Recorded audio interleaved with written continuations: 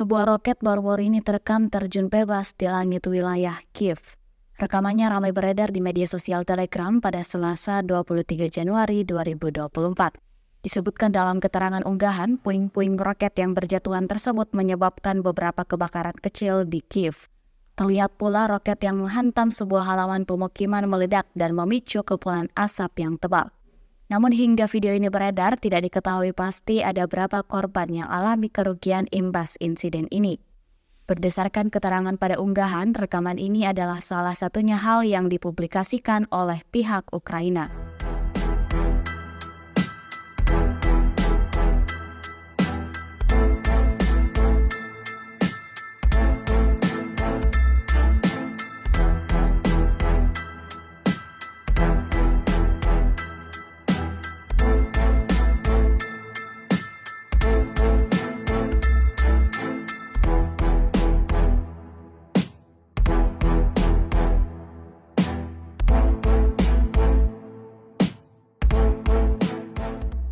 Download Tribun X sekarang, menghadirkan lokal menjadi Indonesia.